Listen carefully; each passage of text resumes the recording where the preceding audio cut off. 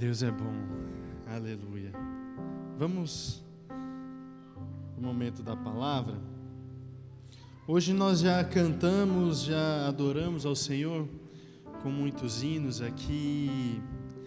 De maneira especial, nós exaltamos o nome de Jesus, o nome de Cristo. Nós declaramos sobre Ele que Ele é tudo sobre a nossa vida, que nós gastaríamos a nossa vida por Ele. E é sobre Cristo, Jesus Cristo, que eu quero falar hoje com vocês. Na verdade, todas as palavras, quando a gente vem aqui ministrar, elas sempre são sobre Cristo no final das contas.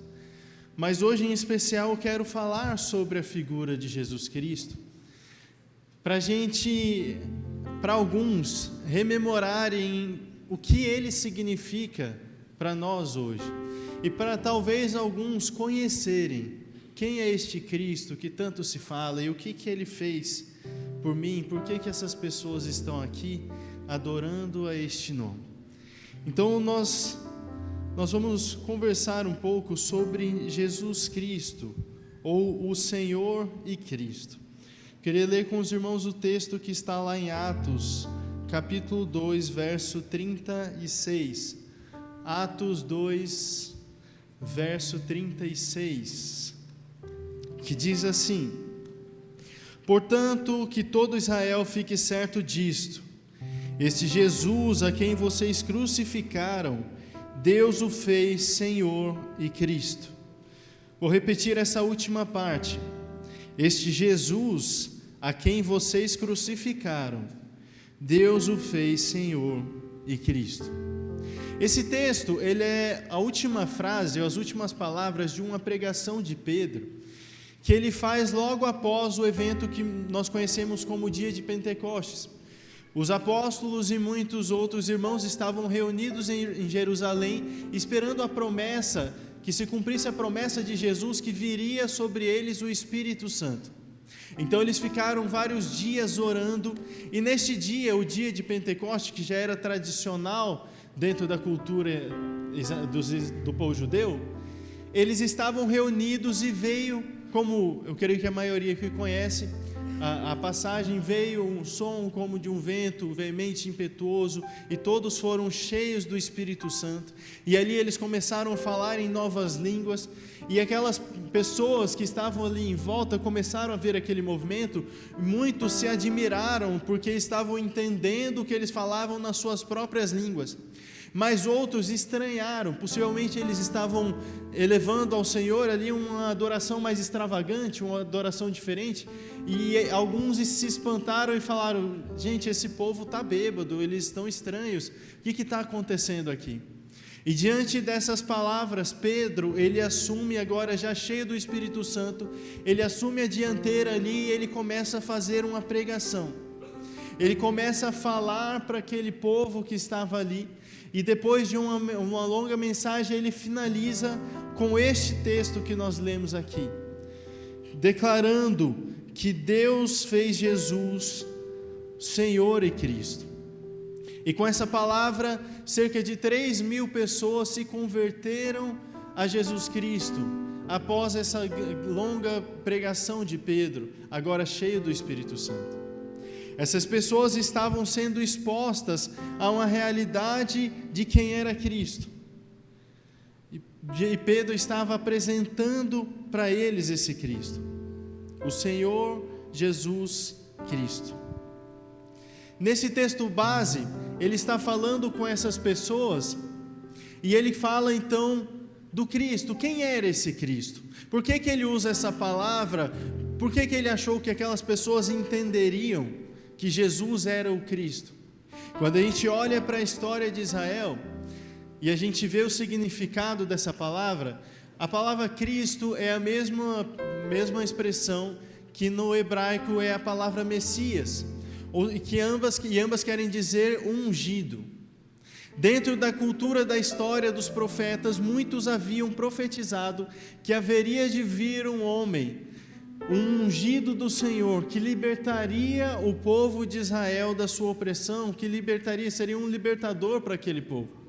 E são várias e várias as passagens do Antigo Testamento que falam de Jesus, o ungido do Senhor. Essa palavra ungido, essa expressão sobre unção, ela era utilizada no Antigo Testamento para dar uma comissão especial para algumas pessoas. Então, por exemplo, Saul e Davi, eles foram ungidos para se tornarem reis. Eliseu, ele foi ungido por Elias para se tornar um profeta. Se a gente olhar para a história do povo de Israel, nós vemos um povo todo, uma tribo inteira, através de Arão e seus filhos sendo ungidos para servirem como sacerdotes. Então, quando se fala de unção, fala sobre um comissionamento especial para cumprir um propósito especial. Mas quando eles falavam sobre o ungido, havia uma conotação também nesse sentido, mas era algo especial, porque eles esperavam uma pessoa específica que viria como cumprimento da promessa desses profetas para trazer libertação para o povo. Quando Pedro fala para aquelas pessoas que Jesus era o Cristo, no fim o que ele está falando, olha, esse homem que vocês perseguiram até o ponto de crucificá-lo, na verdade era aquele que vocês estavam esperando como libertador. Vocês o mataram sem entender quem ele era. E Pedro está falando, está explicando para aquele povo isso, e por conta desta pregação, muitas pessoas são convertidas. Eu trouxe aqui alguns textos que falam sobre esse Cristo no Antigo Testamento, e eu vou ler rapidamente, só para vocês verem por que eles entendiam quem era esse escolhido, por que eles esperavam por alguém.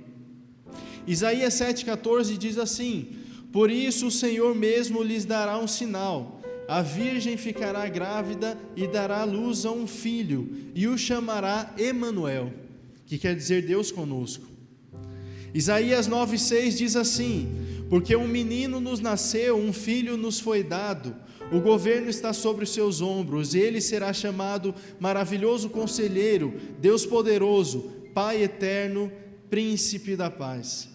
Zacarias 9,9 diz assim: alegre-se muito, cidade de Sião, exulte Jerusalém, eis que o seu rei vem a você, justo e vitorioso, humilde e montado num jumento, um jumentinho, cria de jumenta. E por fim, Daniel 7, 13 e 14 diz assim: na minha visão à noite vi alguém semelhante a um filho de homem, vindo com as nuvens dos céus. Ele se aproximou dos anciãos e foi conduzido à sua presença. A ele foram dados autoridade, glória e reino. Todos os povos, as nações, os homens de todas as línguas o adoraram. Seu domínio é um domínio eterno, que não acabará, e seu reino jamais será destruído. Então, quando Pedro falou sobre o Cristo para aqueles homens, ele estava se remetendo a essas promessas que estavam aqui. E como essas promessas, muitas outras, se nós formos revisitar o Antigo Testamento, nós vamos ver muitos textos messiânicos, textos que se referem a Jesus Cristo. O problema é que muitos daquela época esperavam um Jesus, na verdade esperavam um Cristo, esse ungido, como um grande líder militar ou um grande rei que viria à força, reinaria sobre o povo de Israel e libertaria sobre o povo daquelas nações que o estavam subjugando, nesse período o Império Romano. Então eles pensavam e confiavam, eles esperavam que viria um grande guerreiro, um homem que com a sua força, assim como Davi trouxe muitas libertações para aquele povo, viria alguém semelhante, tanto é que havia a promessa de que ele viria da descendência de Davi, havia essa promessa. Então eles esperavam um grande guerreiro, um grande homem, mas muitos deles se esqueciam, talvez, daquele texto que é o mais conhecido entre nós atualmente, talvez o mais conhecido, que fala deste Cristo. É o texto que está lá em Isaías 53, é um pouco longo, mas eu sempre acho importante a gente lê-lo, porque ele fala da realidade de quem é esse Cristo. Isaías 53, a partir do verso 4, diz assim: Certamente Ele tomou sobre si as nossas enfermidades e sobre si levou as nossas doenças. Contudo, nós o consideramos castigado por Deus, por Ele atingido e afligido. Mas Ele foi traspassado por causa das nossas transgressões, foi esmagado por causa das nossas iniquidades. O castigo que nos trouxe a paz estava sobre Ele, e pelas suas pisaduras fomos curados, ou suas feridas. Todos nós, qual ovelhas, nos desviamos, cada um de nós se voltou para o seu próprio caminho, e o Senhor fez cair sobre Ele a iniquidade de todos nós. Ele foi oprimido e afligido, contudo não abriu a sua boca.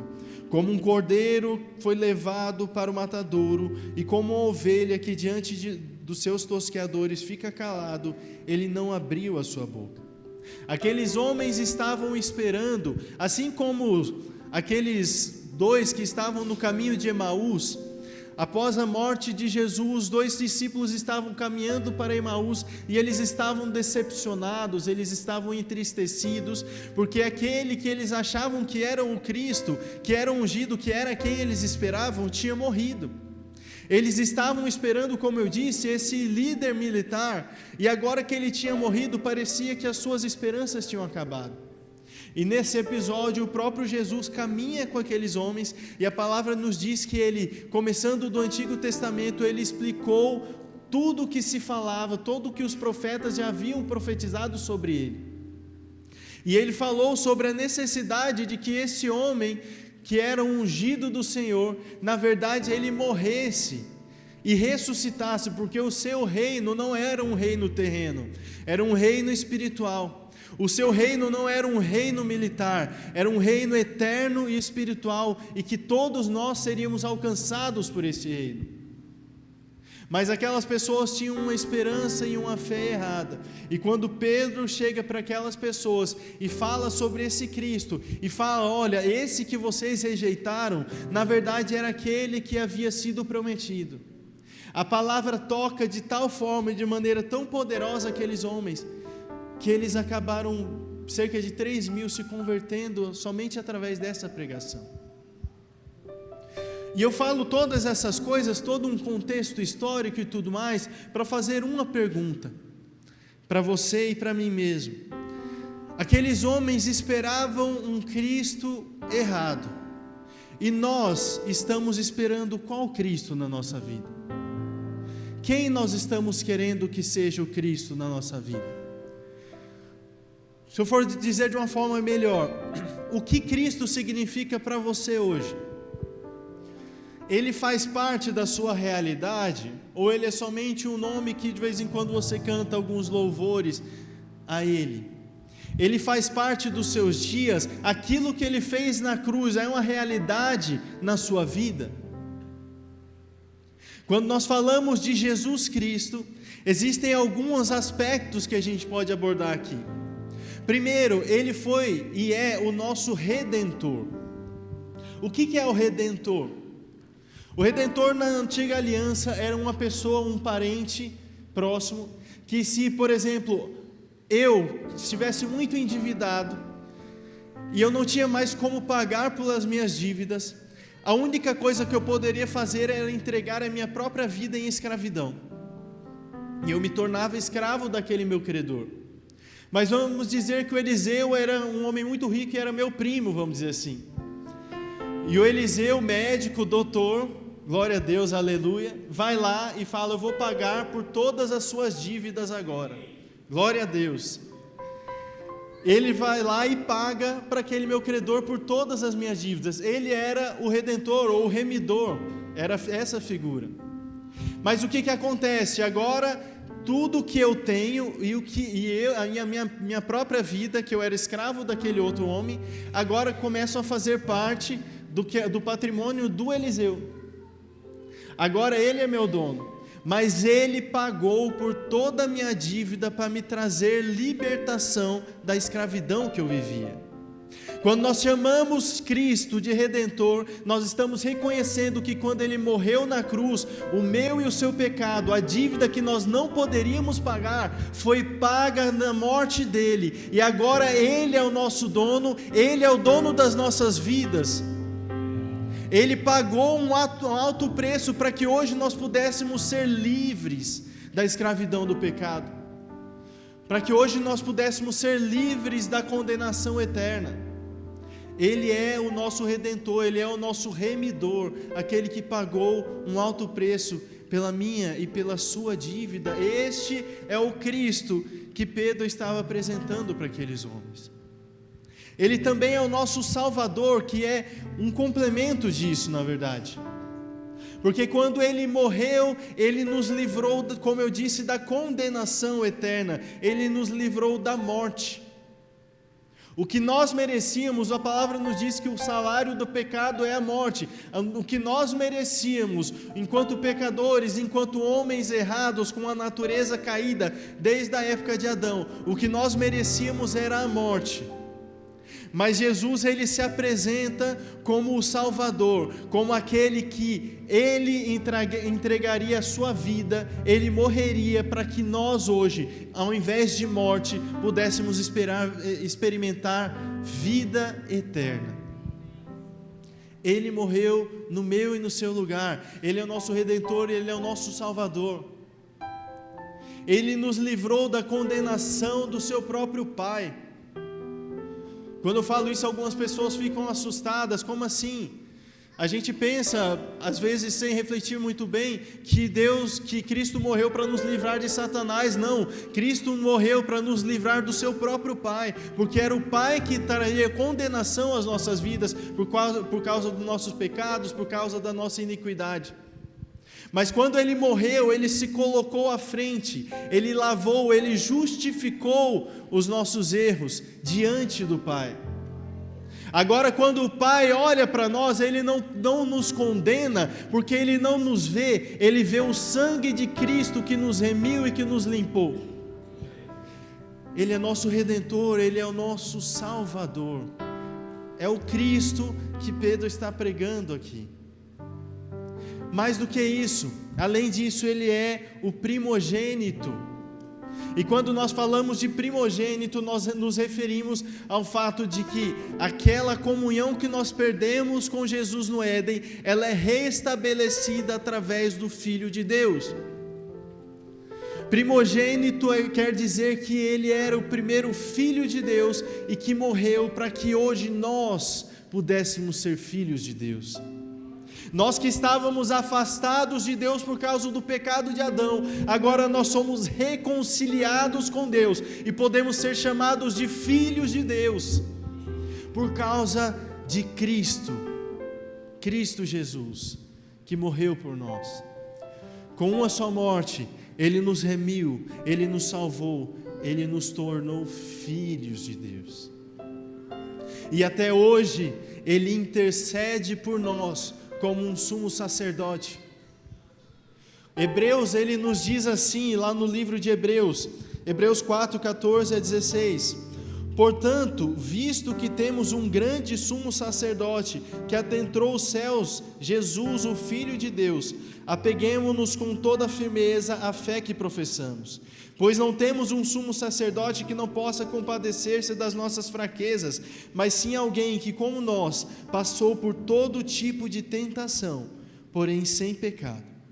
Assim sendo, aproximemo-nos do trono da graça com toda a confiança, a fim de recebermos misericórdia e encontrarmos graça que nos ajude no momento da necessidade.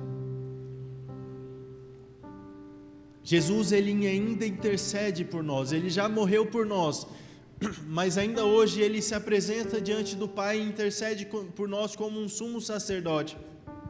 Mas não um sumo sacerdote qualquer, mas alguém que esvaziou-se de si mesmo, fez-se 100% homem, habitou entre nós, sofreu dores físicas, dores emocionais, sentiu-se abandonado como muitos de nós nos sentimos às vezes.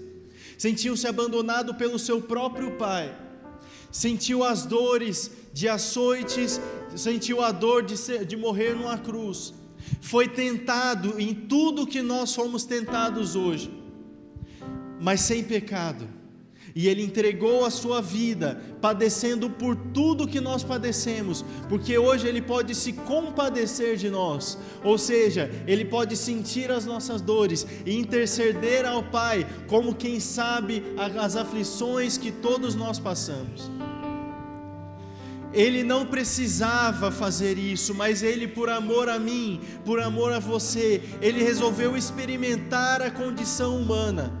Foi vitorioso como humano, para que hoje nós pudéssemos também ser vitoriosos através do sangue que Ele derramou naquela cruz. Este é o Cristo que intercede por nós até hoje. Ele veio ao mundo e habitou entre nós, e continua intercedendo como um advogado, como João fala, diante dos nossos pecados. E após essa pregação, o texto de Atos 2, 37 a 39 fala o que aconteceu ali. Quando ouviram isso, os seus corações ficaram aflitos, e eles perguntaram a Pedro e aos outros apóstolos: irmãos, que faremos? Pedro respondeu: arrependam-se, e cada um de vocês seja batizado em nome de Jesus Cristo, para perdão dos seus pecados, e receberão o dom do Espírito Santo. Pois a promessa é para vocês, para os seus filhos e para todos os que estão longe, para todos quantos o Senhor, o nosso Deus, chamar. Ele estava fazendo uma promessa de que, se eles se arrependessem, eles experimentariam quem era o Cristo. E no final ele fala: essa promessa é para vocês, é para os seus filhos e para os que estão longe. Ou seja, essa promessa é para nós ainda hoje. E ele fala: vocês experimentarão o Cristo e saberão e receberão o Espírito Santo. Receberão o Espírito Santo dentro de vocês, para ajudar vocês na sua caminhada aqui nesta terra. É uma promessa que nos alcança. E eu pergunto novamente: você quer este Cristo? Você quer este Cristo na sua vida? Você quer que Cristo seja o dono dos seus dias, que Ele seja uma realidade? Você quer experimentar e que seja real na sua vida o lavar do sangue do Cordeiro? Você quer ser tocado pela graça que está emanando daquela cruz até os nossos dias? Você quer experimentar este Cristo? Eu sei que muitos que estão aqui já conhecem, já estão há muito tempo na igreja, mas é sempre bom a gente renovar os nossos votos a Cristo, porque às vezes no nosso dia a dia, na nossa rotina, a gente esquece aquilo que Ele fez por nós. A gente se lembra de pedir o que a gente quer que Ele faça por nós, mas a gente esquece que tudo o que Ele precisava fazer, na verdade Ele já fez. O que a gente recebe de bênçãos hoje é um plus, vamos dizer assim, é um plus, porque o principal, que é nos dar vida, vida abundante, vida eterna, Ele já nos deu. Quando Ele morreu, entregou a sua vida por mim e por você. Você quer este Cristo hoje, irmão? Você quer este Cristo? Continuando, acontece que muitas vezes a gente lê esse texto que eu li no começo, e meio que inconscientemente a gente lê ele pela metade.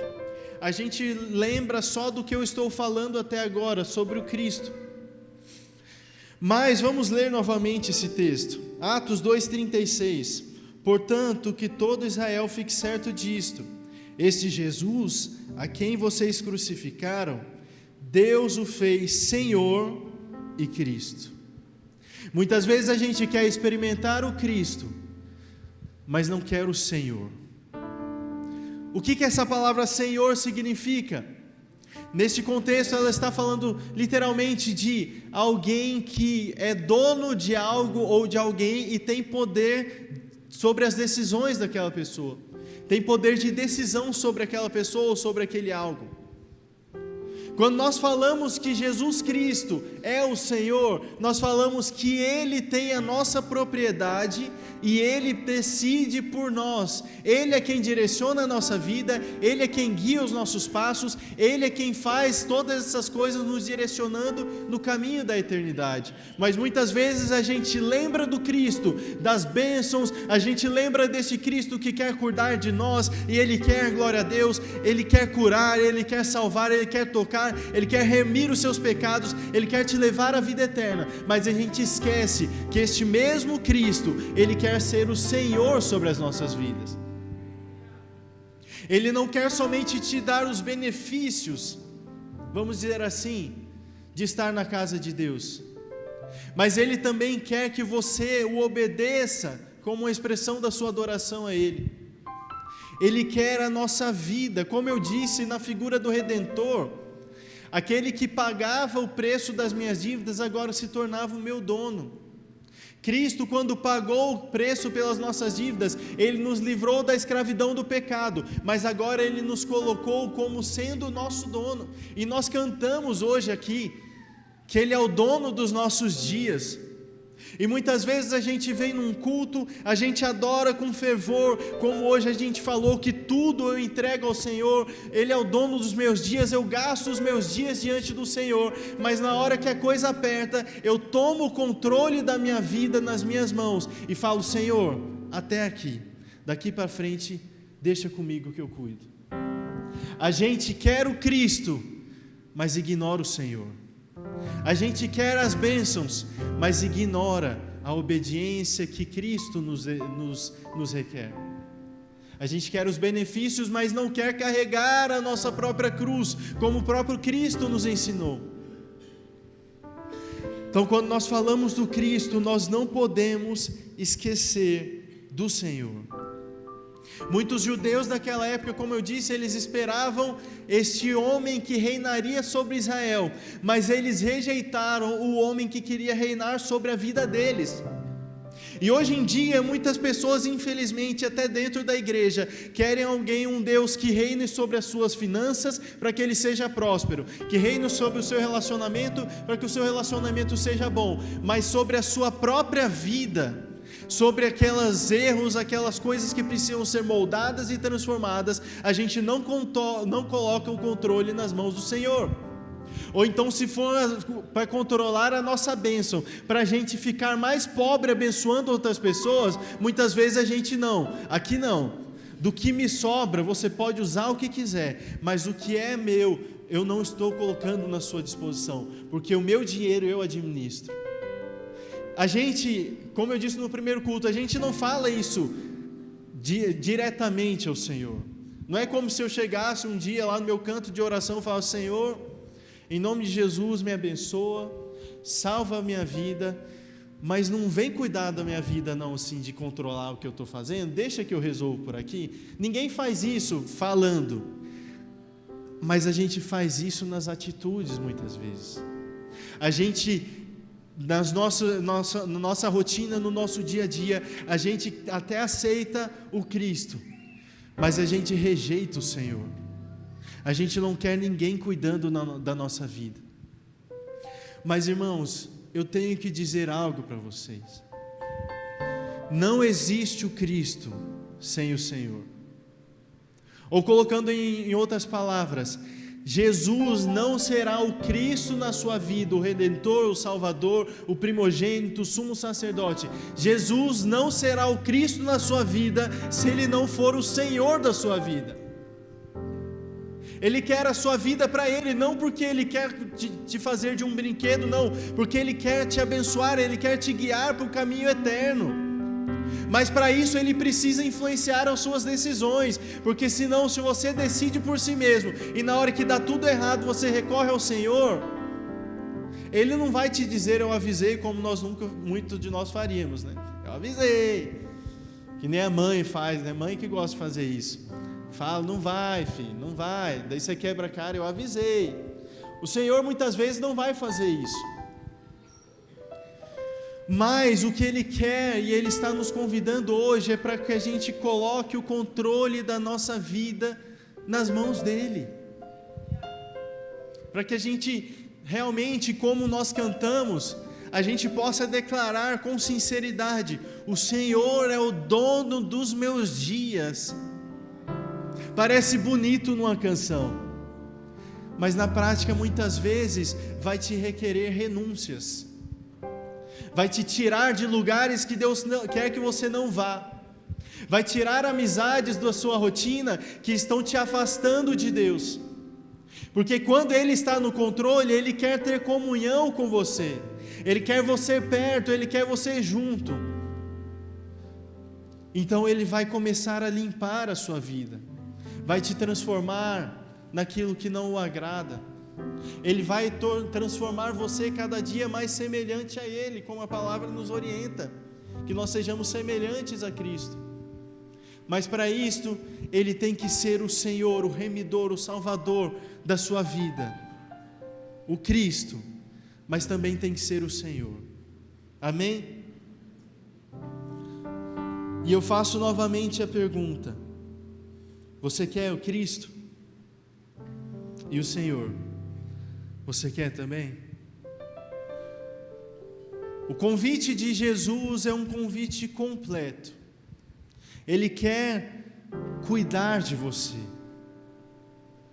como uma mãe cuida de um filho na sua mais tenra idade, orientando, dando a direção, cuidando. O filho é totalmente dependente da sua mãe, e o convite de Cristo é que você seja totalmente dependente dele, para tomar as suas decisões, para saber os caminhos que você deve seguir. Isto é você aceitar a Jesus como Cristo e como Senhor sobre a sua vida. Filipenses 2, do 8 a 11 diz assim: e sendo encontrado em forma humana, humilhou-se a si mesmo e foi obediente até a morte, e morte de cruz. Por isso Deus o exaltou à mais alta posição e lhe deu o nome que está acima de todo nome, para que ao nome de Jesus se dobre todo o joelho, no céu, na terra e debaixo da terra, e toda língua confesse que Jesus Cristo é o Senhor, para a glória de Deus Pai. E toda língua confesse que Jesus Cristo é o Senhor. Ele colocou a autoridade sobre o seu Filho para reinar sobre a minha e sobre a sua vida. O Jesus Cristo, Ele quer ser o Senhor da sua vida, Ele quer ser o Senhor da minha vida, mas nós precisamos entregar a Ele a nossa obediência, entregar tudo o que nós temos, como nós já temos cantado aqui. Sabe, talvez a principal, e eu creio que seja a principal expressão de adoração que nós podemos dar a Deus, a Jesus, é a nossa obediência.